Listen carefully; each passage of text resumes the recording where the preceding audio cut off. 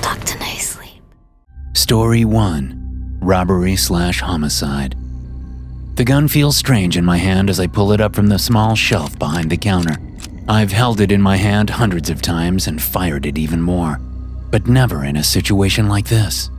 I've never pointed it at a person. But that's just what I aim to do as I slide the safety off with my thumb, bringing it up like my life depends on it, because it does. My heart beats so fast it makes my vision pulse and my stomach sick. I duck to the left, behind the acrylic display case stacked with vapes and vape juice. It's not something I think about consciously as I do it. Instinctively, I want something between me and the two robbers with ski masks and pistols on the other side of the counter. But as I angle that way, I don't so much aim the weapon as I point it in their general direction. They're both shouting at me, pointing their guns, but their words don't make sense to my adrenaline-addled brain. I fire the gun crazily, pulling the trigger over and over again, turning my head away and squinting my eyes. I fire until the pistol clicks empty, and then drop to my knees behind the counter, shaking and fumbling to get the magazine out, even though I don't have a spare on me. It takes me a long moment to come to my senses. When I do, I put my attention on the space between the cash register and the vape case without getting to my feet.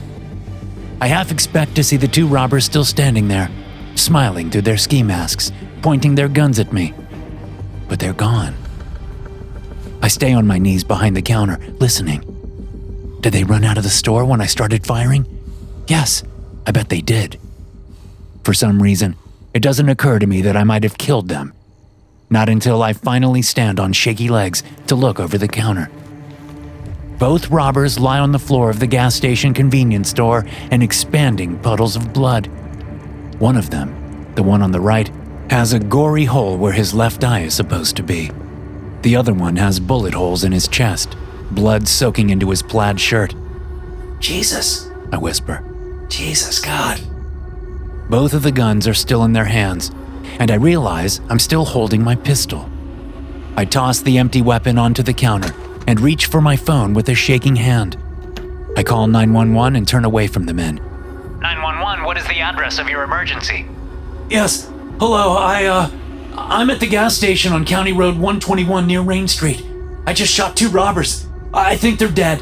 I need an ambulance and the police. As I finish blurting out these words, I turn back to look at the dead robbers. They're standing with their chests pressed to the counter. Their arms shoot up and grab me. The electronic ding-dong of the door jerks me from my doze. I let out a gasp and nearly fall off my stool as I stand up, expecting to see the two corpses reaching for me. But of course they're not. The lady who just walked in, triggering the door chime, looks at me disapprovingly as she heads down the aisle toward the beer section. Sighing with relief, I look at the floor. No blood, no bodies. It was all cleaned up weeks ago. But ever since I killed those two men, the nightmares haven't stopped. They would have killed you, I tell myself. You did what you had to do. It's what I tell myself 100 times a day. It has become a sick mantra, driven by a sense of guilt for taking two lives. I don't know what I expected after killing those men, but coming back to work after 2 days off wasn't it. Maybe I thought someone would give me money and counseling so I could take all the time I needed. But the bills don't stop coming, and the rent has to be paid. I didn't have much choice but to return.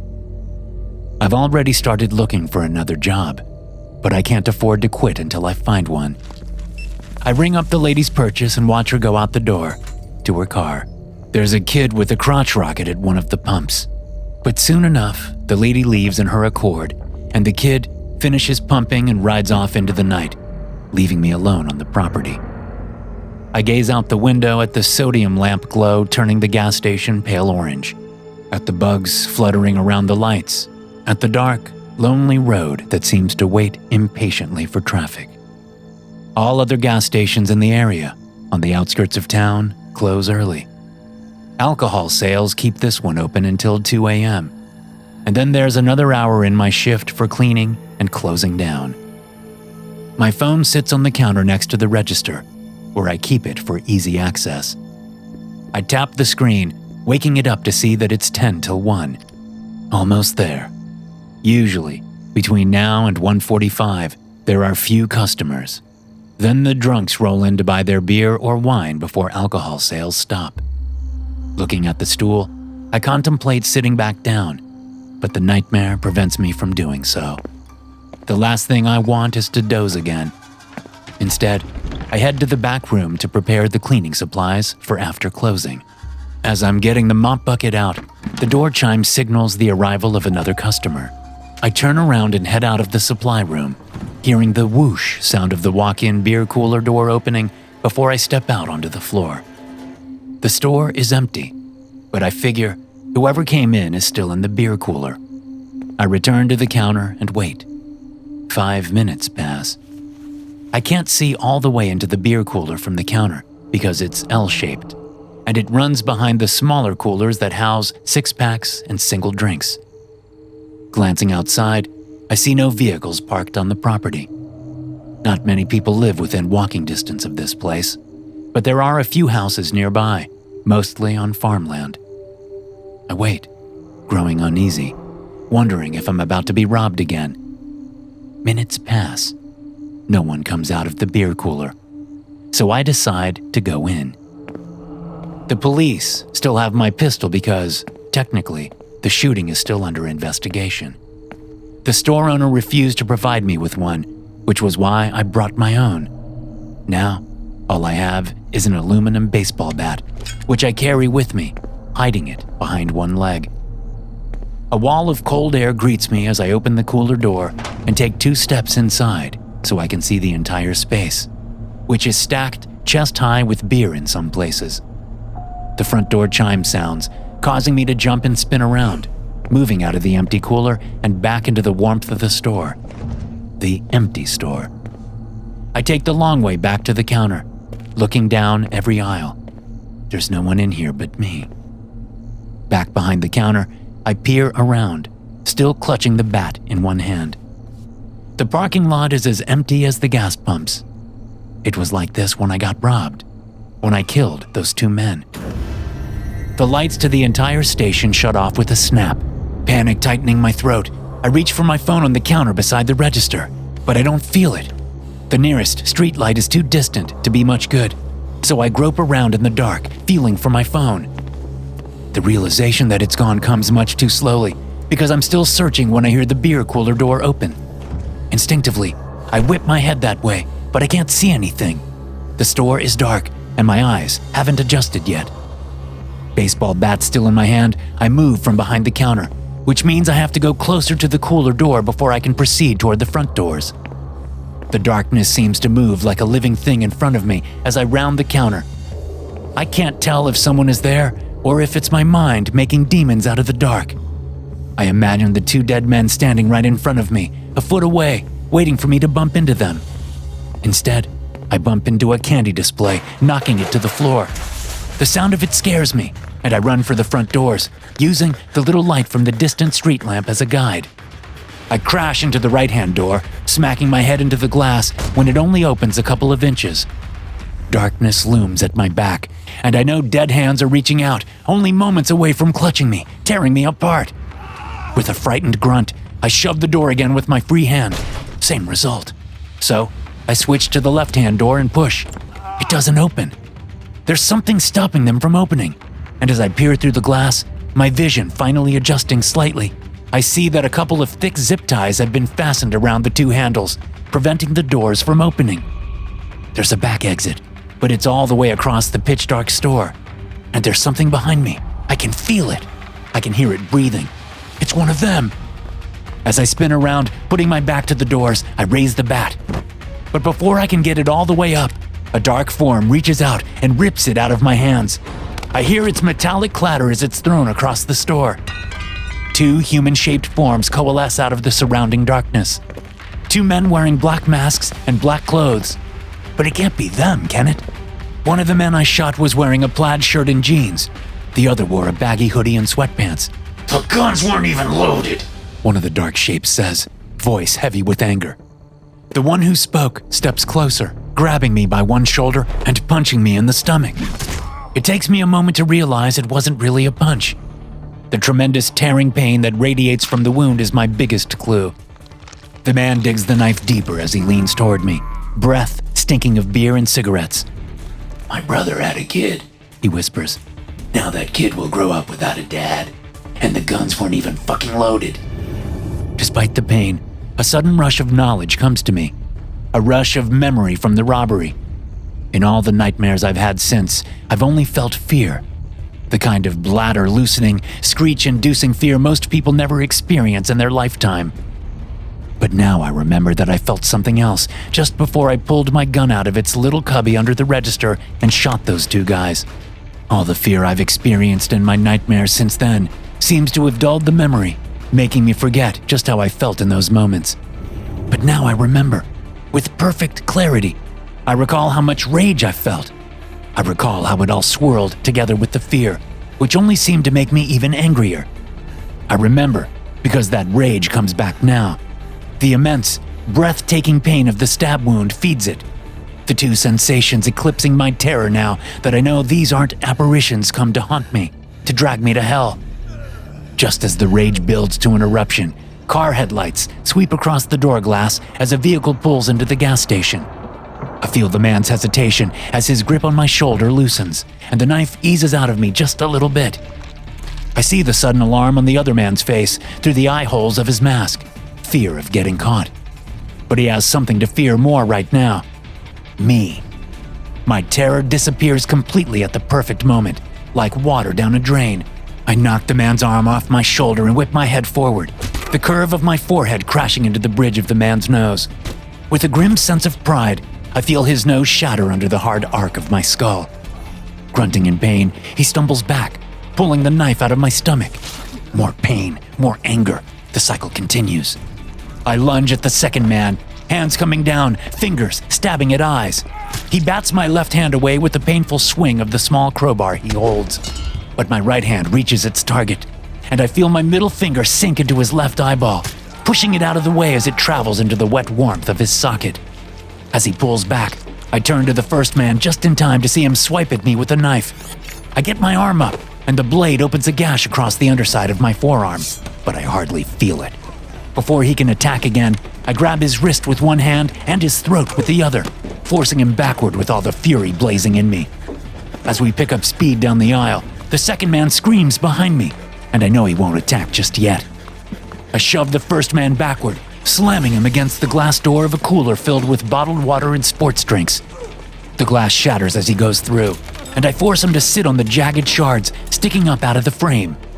Now it's his turn to scream as the glass tears into the backs of his upper thighs. A shard from the top of the frame falls and slices a gash in my wrist, only increasing my rage. I rip the man's knife away and slam it as hard as I can into his ear. It sinks to the hilt, and the man stops screaming. Whipping around, I hear the second man stumble toward the back exit. I chase after him, vaguely aware that there is still a glow from headlights outside illuminating the store. A voice outside talks hurriedly to someone, but I can't be bothered to parse what they're saying. The second man trips over the mop bucket I was in the middle of preparing earlier. He goes down, and I'm upon him immediately, yanking the crowbar out of his hand and hammering it into the back of his head. I pummel him until the black mask he wears more closely resembles a bag of shattered pottery than a mask with a head inside. Bits of skull crunch and pulverized brain squelch as I hit him one last time. As my anger fades, so does my energy, both of them replaced by pain and a lightheaded weariness that can only come from blood loss.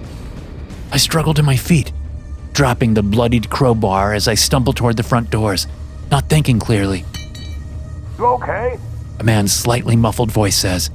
He sounds frightened. I look up and see the silhouette of a man standing outside the front doors. The headlights of what must be his car shine into the store, preventing me from making out his features. He has one hand up to the side of his head, like he's holding his ear. Did he get attacked too? There's one guy in there still moving around. I recognize him. He's the night shift guy. With the man's words, I suddenly realize that he's talking on the phone. Help is on the way. The man says, now clearly talking to me. Cops and an ambulance are coming. He tugs on the doors, but the zip ties are still in place. I might have something to cut these with. Just hang in there, man. I'll be right back. I've made it to the register where customers stand to get checked out, but I'm fading fast. I don't even have the energy to tell the guy about the back door before he's hustling back to his car. My legs feel like they're filled with molten metal. My arms like they're filled with ice. I sit down heavily, clutching the fiery wound in my abdomen, wondering if he hit anything important with the blade. Sitting against the counter, I tilt my head back and close my eyes, trying to keep it together now that the violence is done and my adrenaline is fading. A sliding, slithering sound prompts me to open my eyes again. I gasp and try to press myself back through the counter when I see the 4 men arrayed before me. The 4 men whose lives I've taken. They stand in a shallow arc around me, their gruesome injuries glaringly obvious in the illumination from the car's headlights. One of them has a knife sticking out of his ear. Another has a bullet hole through his throat. Another has a misshapen head that sags around his neck and his mask like a shattered glass bottle in a paper bag. The 4th one has several bullet holes in his chest. Before I can so much as take another breath, they attack me. 2 of them go for my neck and start choking the life out of me, their hands fighting each other for purchase. The other 2 go for my eyes. If I had the air to scream, I would. The fighting hands strangle me as I kick my legs and flail my arms to no avail. I slam my eyes shut, but I feel hard, sharp fingers tearing at them. I will the rage to come back, but I'm so drained. Only a tiny spark of anger flares briefly to life. It's no match for my attackers. The pain and the panic take hold as I run out of oxygen. A finger tears through my right eyelid and gouges my eye out.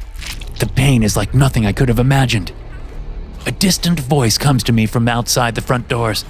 Sorry, I couldn't find anything to... He stops, clearly in shock at what he's seeing. 4 dead men, killing me. But then he starts shouting. Hey, stop that! Stop! What the hell are you doing, man? Stop it! I hear him yanking on the doors, trying to break in.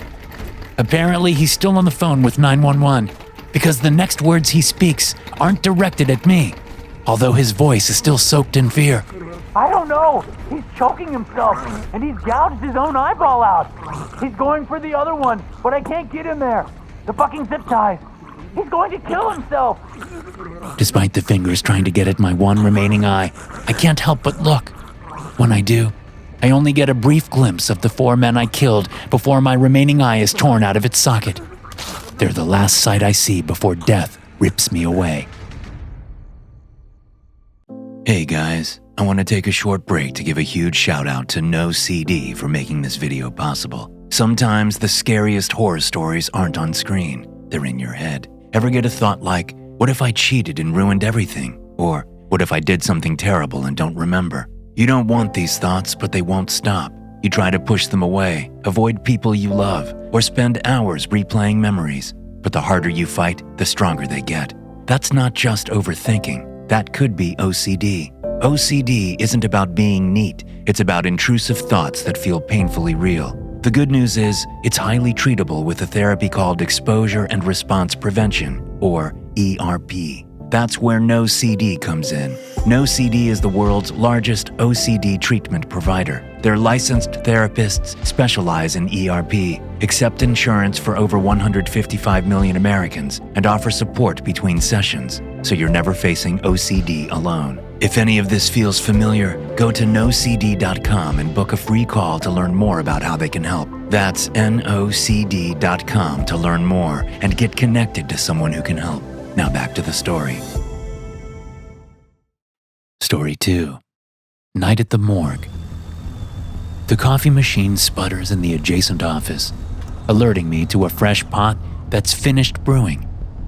I'm just putting the finishing touches on the latest case, which entails washing the body before it goes into its assigned cabinet in the cooler. This particular case is of a man who died during surgery upstairs in the hospital, which is why we had to do an autopsy. Some nights, we only have a couple of bodies, but tonight will be a very long shift. We're backed up from a sudden influx. It happens sometimes, with no rhyme or reason. Dr. Larson, the forensic pathologist I work with, has gone out to get a late dinner before coming back to finish the shift. I still have to prepare the next body, but I've worked with Lloyd Larson for years, so I know he'll be gone long enough for me to enjoy a cup of coffee before I open up the next body. As an autopsy technician, I do the grunt work, while most of Dr. Larson's day is spent writing reports or talking to law enforcement. Honestly, I wouldn't have it any other way. I couldn't bear sitting at a desk for half the day. Once I get the cleaned body into its assigned drawer in the cooler, I remove all my safety gear, wash my hands, and head into the office section of the morgue, where we have a small kitchenette on one side of the room. Just as I'm pouring my coffee into my cup, a buzz sounds from the intake door. I stop pouring and drop my head, closing my eyes. Not another one. Sighing, I put the pot and cup down and then head through the autopsy suite to the door that leads to the private garage. There's a screen fixed to the wall there, which shows the camera feed from outside the garage. An ambulance is backed up to the closed bay door, and 2 cops stand next to it. I watch as one of them leans on the buzzer. Please let this not be a rush job, I say to the ceiling. I want to see my wife at some point in the next 12 hours. Pushing through the wide double doors and into the garage, I head to the button and open the roll-up garage door. The 2 cops step inside, looking at me and then glancing around the garage. They're both in uniform. One of them is older, sporting the obligatory mustache and potbelly. The other one is in his mid-20s and clean-shaven. He must be new, because he still hasn't developed that cop expression of someone suffering from severe constipation. Must be a special one, I say to the 2 cops. It's not every day I see a body come in with a police escort. You the only one here? The mustachioed cop asks. His nameplate says Brogan. The younger one says Klopek. The doctor is out for a bite to eat. No one in the waiting room? I shake my head. Nope, not at this hour. Brogan takes one last look around the small garage and then nods. He turns to the ambulance and shouts, "Back it in!" I can handle it from here, I tell Brogan and Klopek, once the bag-shrouded body has been transferred from the ambulance's gurney to mine. The 2 paramedics have already left, and now I'm waiting for the cops to leave so I can enjoy my coffee. It's only halfway through the shift, but I'm already dragging. We're staying, Brogan says, looking more constipated than ever. I look at the black body bag on the gurney, curiosity growing. So what's the deal? Was this some mafia guy or something? A big case? Brogan's mustache bristles like a porcupine's quills as he looks disapprovingly at me. Just put it in storage. Someone will be here to pick it up in a couple of hours. We're staying until then. His reticence only grows my curiosity. I've never had anything like this happen before in all my years working with the dead. Klopek hangs back, not saying a word. He peers around like a kid at the zoo. I shrug. You're the boss. As I push the gurney through the autopsy suite and into the cooler, Brogan follows me. Silently, I curse. I was hoping to get a look at the body before I could put it in a cabinet. Not yet, I guess. Brogan helps me get the body onto the slide-out cabinet shelf. It's not very heavy and not very bulky. In an age where most people are heavy and bulky, it's a bit of an oddity itself.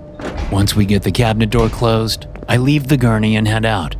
As I get to the door, I notice Brogan isn't following me. I look back at him. He says, "You got a chair I can bring in here?" You're going to stay in here? It's like 40 degrees. We have a perfectly good waiting room. Or hell, you can sit outside the cooler door if you want. Brogan considers this for a moment and then nods. Yeah, okay. We both head out. 5 minutes later, the 2 officers are sitting outside the cooler door, and they each have a cup of steaming coffee in hand. The only thing missing is donuts. I must admit, I'm jealous of their coffee. I should have poured myself a cup, but I wanted to get them settled so Brogan would stop following me around, looking constipated. Okay, all comfy? I say. Great.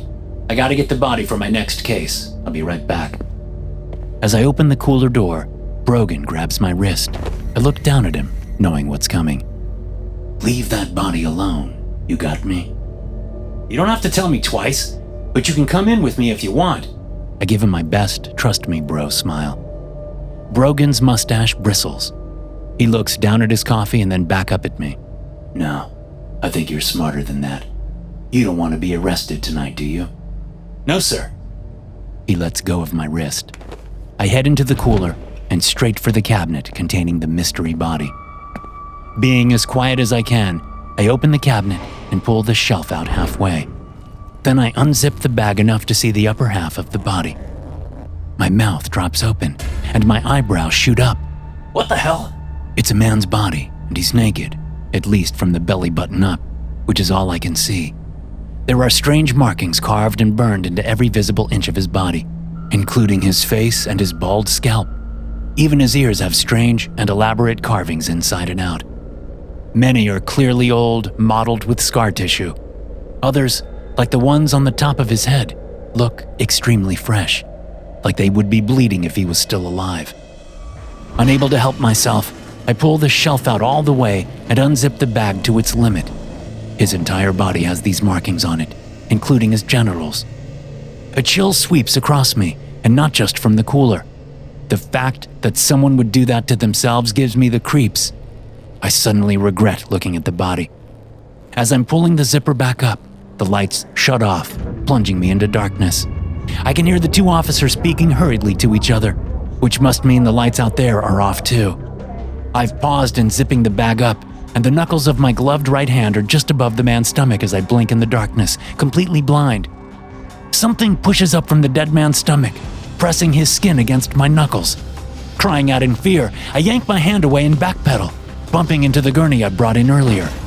Scrambling around the gurney, I find my way to the cooler door and shove it open, getting a flashlight beam to the face as I step out. I raise a hand to block the beam, able to make out Brogan holding the flashlight. Where's the breaker box? I don't know, I say. We have maintenance guys to do that kind of stuff. Behind Brogan, the younger cop, Klopek, shines his flashlight around the autopsy suite. Did you hear that? He asks, pointing the light at the door to the waiting area, which is only accessible by an interior hospital hallway. Brogan turns to shine the light that way. What? Something in there. A noise. I've already convinced myself that I imagined something pushing up from the dead man's stomach, but a ghost of the sensation lingers on my gloved hand. I must have pressed my fingers down into his flesh without knowing I was doing it. Let's check it out, Brogan says, drawing his gun. He turns to me while keeping his flashlight shining on the door. Don't move. Stay right there. I stare at his pistol. What's going on? Just stay here and don't move. As Brogan walks away, he uses his flashlight hand to depress the transmit button on the radio, clipped to his left shoulder. He requests backup, but as he waits for an answer, there's only static. He tries again. Same thing. Shit, he says, turning to me again. Call 911. As I reach into my pocket, Brogan and Klopek move to the door. A cool sensation on my back reminds me I didn't close the door to the cooler. Pulling out my phone and turning around, I press my thumb to the sensor on the screen, but it doesn't unlock because I still have my gloves on. A shuffling sound from inside the cooler tightens the skin on the back of my neck.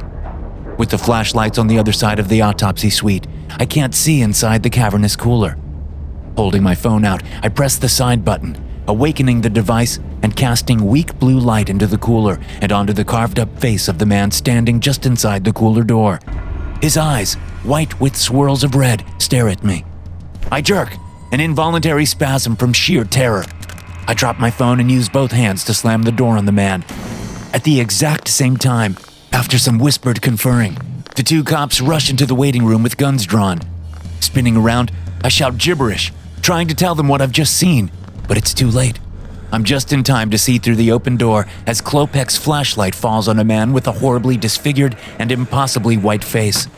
This man, wearing tight-fitting black clothes and holding a strange weapon in one hand, lurches at the young police officer.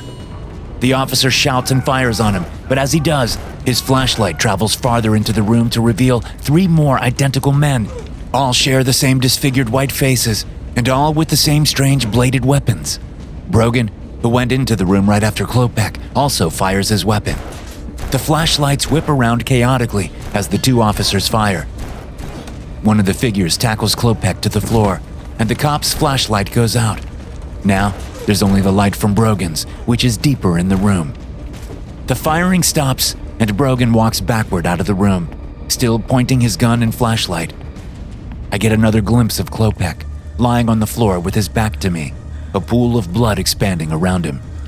There's no sign of the figure who attacked him. I move over to Brogan, thinking only of us getting out of here. But as I reach him and come around to his front, I see that he has been slashed to ribbons.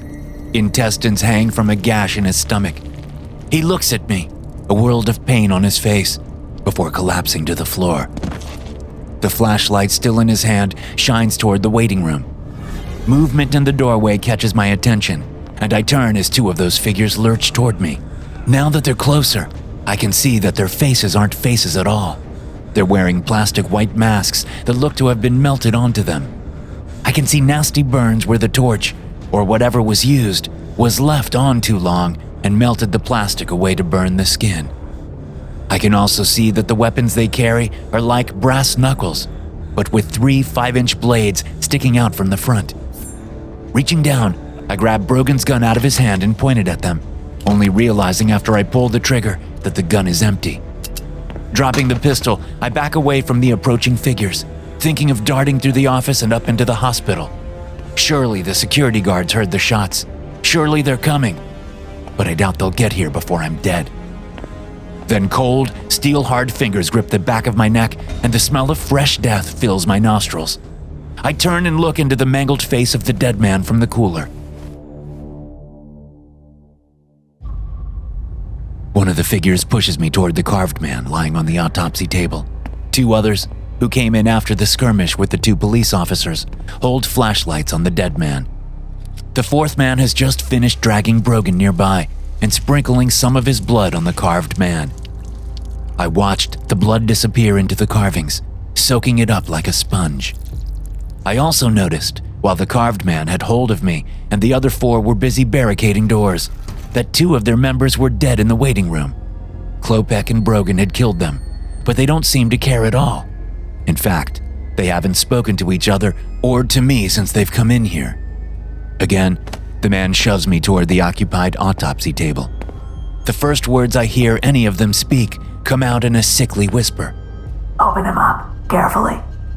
The carved man's eyes, which don't have irises or pupils, stare up at me as I reach for a scalpel to begin the incision. The speaker, standing next to me, is holding his 3-blade weapon near my neck. As I place the scalpel just under the carved man's ribs and get ready to cut, a bulge comes up from the man's stomach. Wait, The speaker says. I wait. The bulge disappears. okay, go ahead. If you damage it, I'll kill you. What is it? I ask, still staring at the area where the bulge was. Salvation. As I make the initial incision, someone bangs on the door to the main office. A distant voice shouts. Hey, Rick, you in there? I recognize that voice. It's one of the night shift security guards, a guy named Gerard. The sharp tips of the speaker's blades touch the side of my neck. Don't say anything. It's clear that Gerard has someone else with him because he's talking, but the words are too muffled to hear what's being said. Maybe another security guard or maybe a cop. As part of the security team, Gerard has a skeleton key that can open any door. But that's why these people barricaded every entrance. Gerard and whoever he's with start slamming into the door, trying to get it open. Hurry! The speaker hisses. These people didn't hesitate to kill 2 cops, and they didn't blink as 2 of their own died in the process. I can't imagine what's going on here. Looking down at the carved man who should be dead, I feel my worldview cracking. He blinks up at me with those white red eyes, waiting for me to open them up. My eyes dart to my right at the metal cabinet for storing and dispensing formaldehyde. Since the chemical is highly flammable and carcinogenic, the cabinet is locked. I have the keys in my pocket, but there's no way these people will give me the time I need to open it up.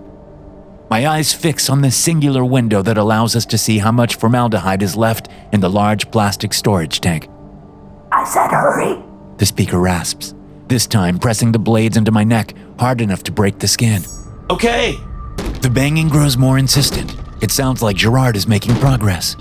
I slice open the flesh of the carved man's abdomen, careful not to cut too deep as I work my way down toward his navel. I'm surprised my hand doesn't shake. Maybe because I've done this 1,000 times, just not under these circumstances. I cut around the navel and continue down to the pelvic area and then stop. Step back, The speaker says. I do what he tells me, and he shifts as well, still keeping the blades to my neck, but not with as much force. One of the face-melted guys holding a flashlight hands his light off and steps up to the carved man's body. He looks up at the speaker, who nods and says, Do it now, Lucarum. You have earned it. I still haven't seen anything come out of the incision, and I've been watching, heart going like a bass drum at a metal concert. Lucarum sticks his hand inside the carved man's body. A moment later, the man spasms and cries out in pain, clearly trying to jerk his arm out. It doesn't come. Blood spews out from the incision, splattering all of us. I turn my head away, quickly realizing this is my best chance. Vision blurred by the blood, I lurch away from the blades and toward the formaldehyde cabinet, relying on years of muscle memory to get there despite my obscured vision. All hell breaks loose now. Lucarum is screaming. The speaker is shouting. Gerard's voice grows closer. It seems he made it through the door. I bring my elbow up and smash it into the sole window into the metal cabinet. The glass bows inward, spiderwebbing, but it doesn't break. As I bring my elbow back for another blow, a sharp pain erupts on the left side of my back. Several gunshots sound, and I turn my head to see the speaker falling to the floor with a bullet hole in his head, dragging his weapon down my back, now weakly. Although Lucarum is preoccupied with whatever the hell is happening to him, the two other melted-faced men rush Gerard and the other security guard. For a moment, I think everything is going to be okay, but then I get a better look at Lucarum. Someone dropped a flashlight, and now it illuminates the man from behind, but he no longer looks like a man. Blood has stopped spewing out of the incision in the carved man's abdomen. Now, it appears as though millions of flies swarm out, covering Lucarum from head to toe. Only they're not really flies. They have too many legs, and their heads are too bulbous, and they seem to melt into each other as they collect on Lucurum's body. Then something else, something larger, scurries out of the incision and up Lucurum's arm. Clouds of insects roil up as the black thing, about the size of a crab, moves swiftly up the limb. I can't get a good look at it, but the way it moves and its aberrant shape makes me want to scream. As the thing forces its way into Lucurum's mouth, snapping the ligaments of his jaw and ripping his skin in the process, I turn back to the formaldehyde cabinet and smash the window in with my elbow. Reaching my hand through, I yank the large plastic container out, severing the pump hose. Some of the stuff splashes me, but I can't worry about that right now. Container in hand, I douse Lucarum and the carved man. The insects, if that's what they are, erupt and start attacking me. The biting hurts more than the 3 gashes down my back. Unable to take it anymore, I toss the container at Lucarum and turn to run. I see that Gerard and the other security guard, Lawrence, have shot and killed the other 2 men. "Lighter!" I scream at them, hoping one of them carries flame on them. Lawrence pulls a Zippo out and hands it to me. "Run!" I tell them as I flip it open and ignite the flame. My arm immediately catches fire from the formaldehyde, but I expected it to happen. I throw the lighter, and it lands on the carved man's body. A whoosh sounds as flames erupt and quickly engulf both bodies.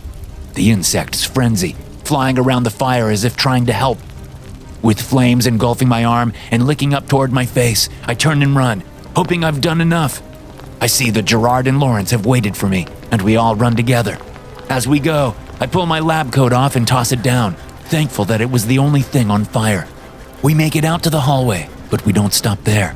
We keep going until we're outside the hospital. The fire alarm starts buzzing soon after, and that's when I remember the fire suppression system. The sprinklers that will douse the fire. Lawrence, Gerard, and I share a look, and then turn our frightened gazes back to the hospital. A dark figure appears in the hallway we just ran through. A cloud of insects buzzes around it.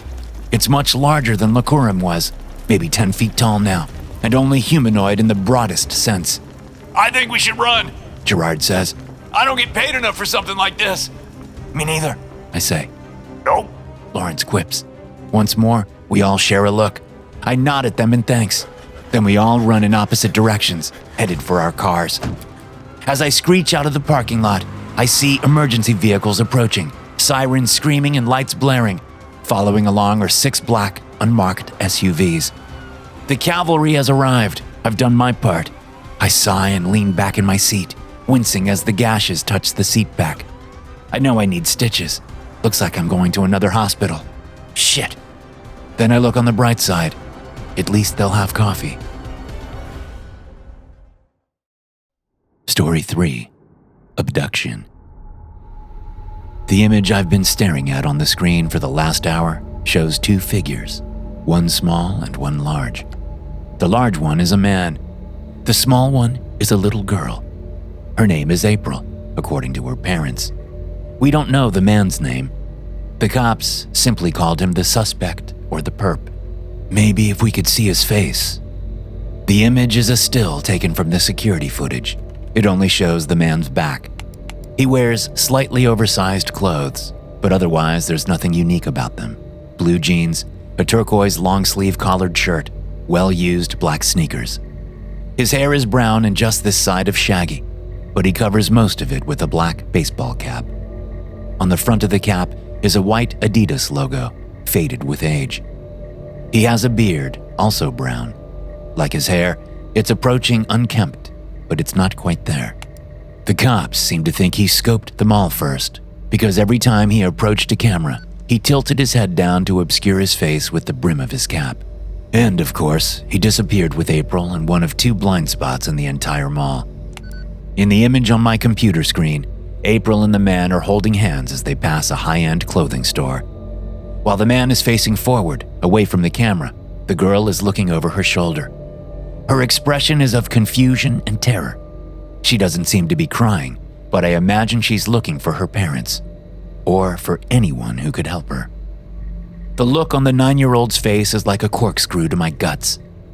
I had only just come on shift when the parents came to us, saying their daughter was missing, but I still feel responsible, like I should have stopped it. It's my job as security to make sure things like this don't happen. April wears a pink and white dress that's too fancy for a mall visit. When her parents, her distraught parents, visited the security office earlier, her mother told us and the police how April had begged to wear the dress and how they didn't see any harm in it. She was crying when she told us, and that was even before we reviewed the security footage and found the man. That was hours ago now. We immediately issued a code item to let all the store employees know about the missing girl. After, we did a search, including all restrooms, employee areas, and every store.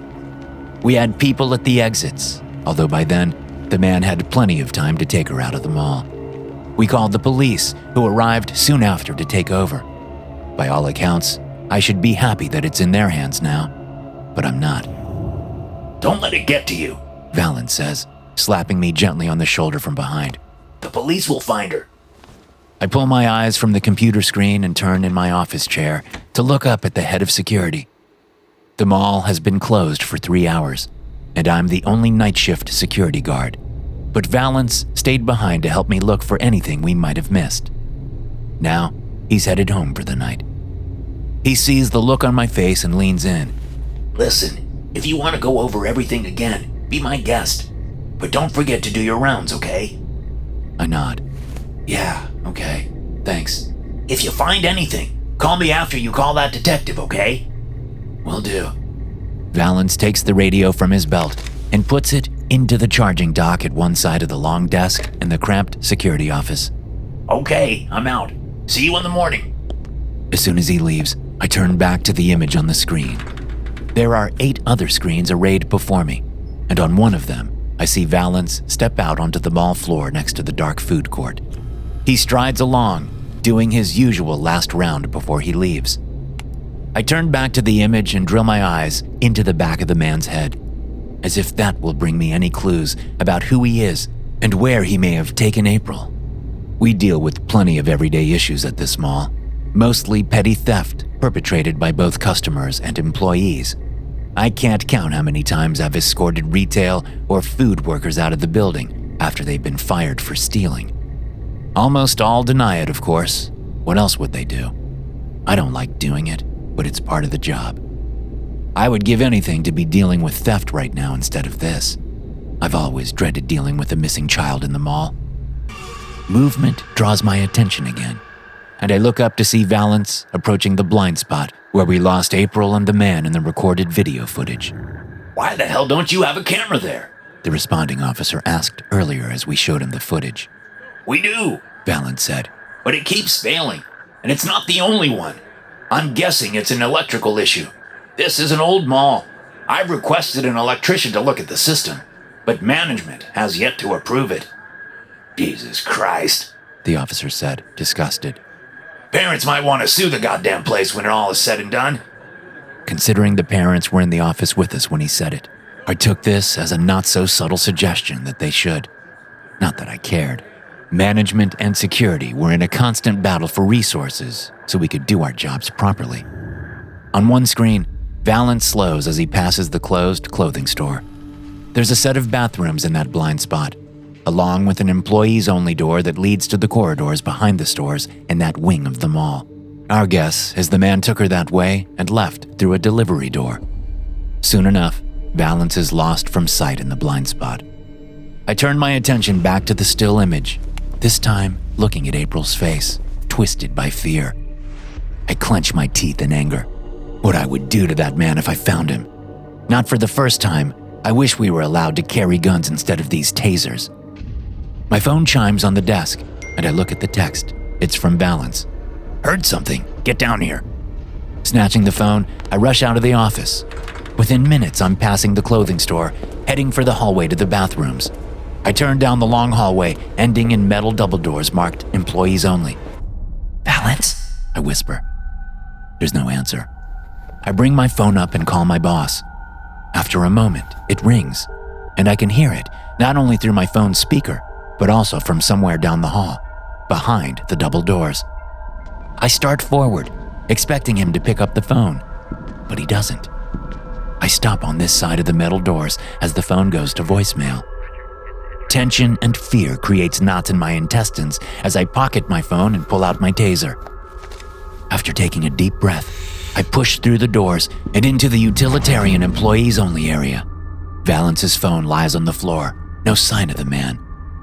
The hallway runs for 10 yards and then splits at a T intersection to run left and right behind all the stores in this wing. Pipes and encased wires run along the hallway ceiling. The lighting comes from evenly spaced fluorescent bulbs. I'm walking slowly toward the T intersection, with my taser gun held up like a pistol when I hear Valance scream. The sound freezes me, and I remain unmoving as it ends abruptly. A dozen options scream through my mind, but chief among them is running back to the security office and calling the police, even if that means Valance dies. The sound of glass shattering jerks me to my senses, and I turn to run away, but then I hear the scream of a little girl. Shame burns my cheeks as I turn and race to the intersection. I turn right as the little girl screams again. It has to be April. Anything else would be too much of a coincidence. The long hallway stretches away from me until darkness swallows it. I can't see April or Valance, and I soon realize why. Glass shatters again as a distant fluorescent bulb is broken, bringing the darkness that much closer to me. Then the next one in line shatters. Whoever's breaking them is doing it from the darkness somehow. Valance! I shout. Help! April screams from that distant darkness. Her voice is like a line tugging me down the hall. I run, taser held in front of me, hoping I can get within 25 feet of the man so I can incapacitate him with the weapon. As I run, I reach to my belt and pull out my small flashlight. No more lights have been broken, and I can hear footsteps running away from me between cries for help from April. I have him on the run. I'm almost to the dark portion of the hallway when I get the flashlight up and turned on, illuminating someone on the floor. Valance. I stop running, too engulfed in what has happened to my boss. He's lying face up on the floor, eyes open but glazed over in death.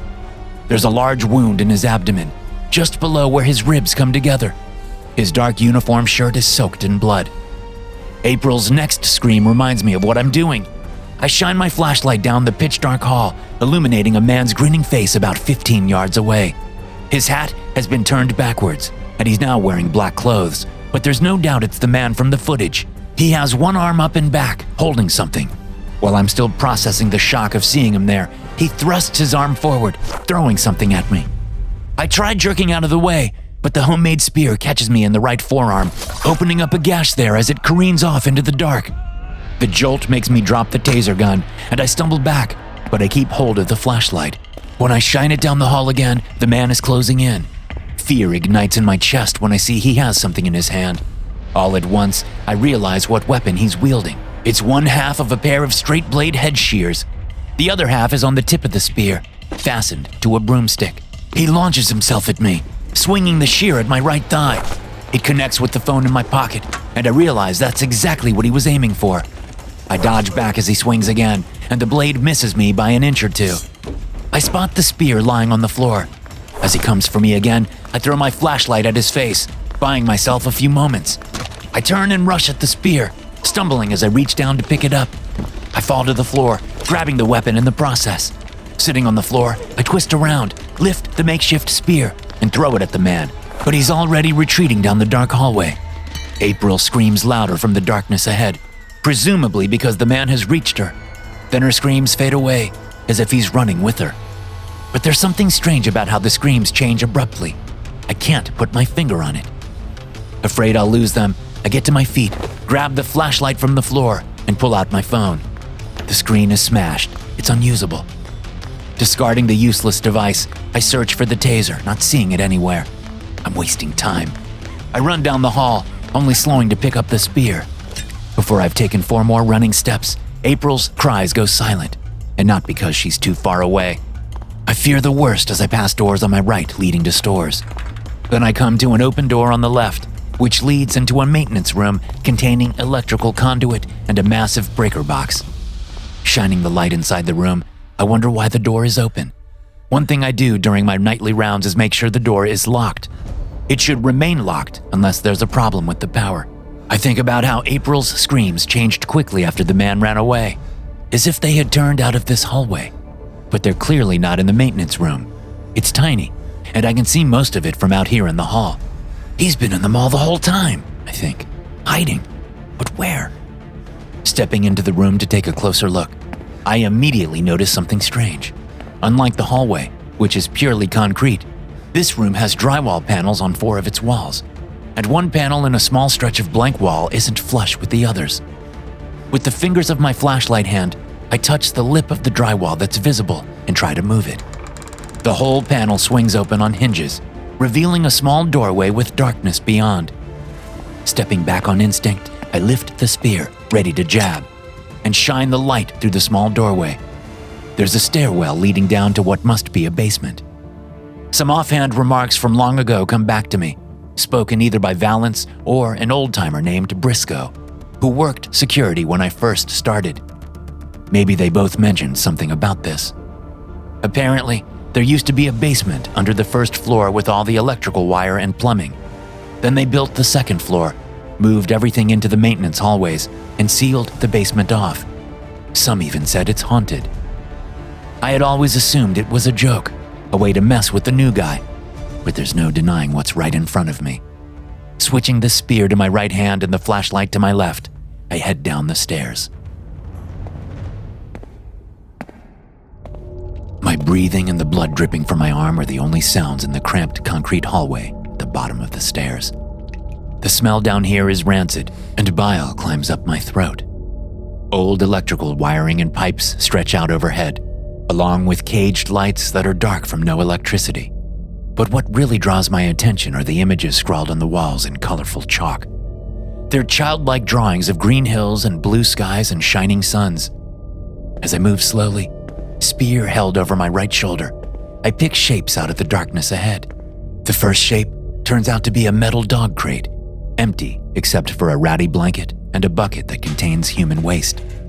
The stench triggers my gag reflex, and I swallow hard to keep myself from vomiting. The next shape, much smaller, is hanging from a rope attached to an overhead pipe. At first, I don't know what it is. It's only when I'm within a few feet of it that I realize it's a human arm, severed at the elbow. The limb is black with rot, and a discolored patch of concrete directly below indicates that it was hung here long ago while it was still bleeding. "What the fuck?" I whisper, sickened. It's impossible to tell what kind of person the limb might have once belonged to, but it's not small enough to be a child's arm. Then again, it's not large enough to belong to a full-grown man. The only options that remain include a woman or a teenager. Next, I come upon a couple of makeshift shelves containing food items and gallons of water. There's a camp stove nearby, along with a mess kit designed for camping. Someone's been living down here. For how long? Memories rush to mind. The one other kid who went missing at the mall. The stories of missing merchandise from stores or food supplies from eateries. Maybe it wasn't the employees stealing. Maybe it was the person living down here. Up ahead, the hallway turns, presumably to follow the line of stores overhead. I slow as I approach the corner. I hold my breath and listen to make sure the man isn't waiting for me around the bend. When I'm sure, I pivot around, shining the flashlight down the hall and onto a figure that lurches toward me, suddenly snarling. I don't think. I just throw the spear as hard as I can. The straight metal spear catches the figure in the throat, but it's too heavy to remain inside, so it tumbles out of the wound. The figure stumbles back, the injury spewing blood. I get a good look at my attacker, and again, my gag reflex activates, but not because of a smell this time. The person that stumbles away from me and falls to the floor is a young man of 18 or 19. His hair is shaggy, and he has a patchy beard that looks like it has never been trimmed. He wears only a pair of ragged shorts, and he's missing one arm at the elbow, the nub a nasty collection of scar tissue. As I look on in horror, I do the math. The kid who last went missing at this mall, before my time, was 10-year-old Joshua Baxter. That was almost 9 years ago. They never found him. I'm so fixated on the dying teenager, so consumed with regret, that I don't see the bearded man coming at me until it's too late. He appears suddenly in my flashlight's illumination just beyond the gasping, bleeding teenage boy. My eyes flick up as he throws the garden shear blade at my face. I whip my left hand up to block the incoming blade. The shear crashes into my hand, ripping open the flesh and breaking at least one finger before it tumbles over and strikes me above my left eye. My vision goes immediately black in that eye. I stumble back, suddenly lost in pain and fear. The bearded man leaps over the teenager and grabs the spear from the floor as he comes for me. Somewhere deep inside, I realize with an incongruent nonchalance that I'm about to be killed, unless I can stop him. That same realization brings with it the fact that I only have one chance to get this right. My left hand is all but useless, and I can't see out of my left eye. Warm liquid streams down my face. If I don't stop him now, he'll stop me. And then what will happen to April? Will she become like Joshua, doomed to live in a cage and have an arm lopped off for God knows what reason? Or will he just kill her now that his hideout has been compromised? The latter seems preferable to the former. Or how about neither? I say to myself. How about you do your job and stop him once and for all? The man runs toward me, thrusting the spear at my chest, like I'm sure he did to Valance upstairs. It takes a massive effort to bypass my instinct for self-preservation as I reach my left hand toward the blade, grabbing it and trying to shove it aside. It almost works. Instead of stabbing me just under the ribs, I move the spear enough so that it gouges into my side and careens off my rib cage. With my already mangled left hand, I grip the blade as hard as I can and twist it, pivoting toward the man, leading with my flashlight. The head of the flashlight catches him on the right temple hard enough to break the device, plunging us into darkness. The man still has hold of the spear, and I try to yank it out of his hands as I drop the flashlight. He doesn't let it go, so I grab him by the shirt and pull him toward me, using the only weapon I have left at the moment, my mouth. My teeth clamp onto his nose, and I bite down as hard as I can. He cries out and finally lets go of the spear. I let it go too, and it drops to the floor. Blood fills my mouth as I bite into his nose, but he gets his hands up around my throat and squeezes while simultaneously trying to pull away from me. Together, like two sickly, passionate lovers, we stumble backward and trip over the now dead teenage boy. We go down, him hitting the floor and me landing on top of him. The impact breaks several of my teeth, making me lose my grip on his nose, but he still has me by the throat. Gasping rancid breath in my face, he throttles me.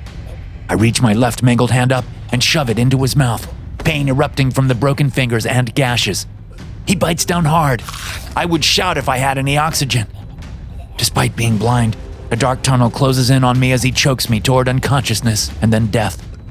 With my right hand, I grasp around in the dark hoping to find the spear or the other half of the shears nearby. All I feel is concrete. My energy is flagging. My last-ditch effort is my left hand. I shove it deeper into his mouth, his teeth peeling my skin back as I do.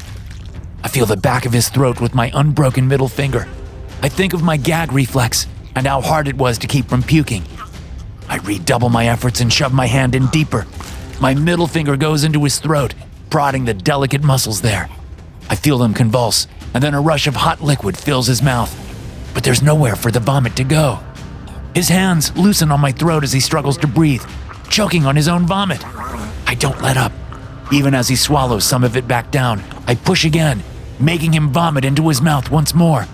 This time I keep my fingers down as far as I can, preventing him from swallowing. His hands leave my throat and grab my left wrist as he struggles to pull my hand out. Sucking a breath in, I shift my position, getting more leverage, keeping my hand jammed in his mouth, fingers down his throat. He bucks and convulses and struggles, and then he goes still. I stay like that for a long time, making sure. And finally, when I'm positive, I pull my hand out and fall against the wall, huffing. Then I look into the darkness and shout, "April?" There's no answer. The paramedics are working on me when April's parents show up. They rush toward the adjacent ambulance where April is sitting. She hadn't been able to answer down in the basement because the man had gagged her and shoved her into an ancient-looking footlocker. She told me on the way up out of the basement that she had freed herself from that footlocker once already, making it as far as the employees-only hall upstairs before the man caught up to her. She screamed as she ran through those halls, she said. That was what Valance heard. It was what cost him his life. He said he would kill my mommy and daddy if I screamed, she said as we walked out. She talked the whole time, reliving the thing, which I took as a good sign. She was already working through it. So that's why you didn't cry for help when he took you? I asked, cradling my mangled hand to my chest, studying her with my one good eye. She nodded. It's okay, I said, and it was. She was safe. Now, as I watched the tearful family reunion, I wonder who the man was and how long he'd been living there. The cops don't know yet. They've only been in the basement for about an hour at this point. What's clear to me is that he was familiar with the mall and the basement and the security cameras. I'm guessing he was once a security guard here. He was probably the reason those two cameras kept failing. It can't be a coincidence that one of them was near the entrance to his hiding spot. I'm sure the kid I killed will turn out to be Joshua, who went missing almost a decade ago. I like to think I did him a favor. I'm not sure how you come back from something like that, but telling myself that doesn't make me feel any better. I wish it did. I pray that Joshua and April were the only two, but somehow I doubt it. That monster had been living right under my nose, in my mall, for God knows how long. I should have known. While I'm busy beating myself up, April comes over with her parents. She gives me a big hug and thanks me. Then both her mom and dad do the same. They're all crying. Hell, so am I. I'm happy. I'm proud. Right now, I know it was all worth it to save that little girl.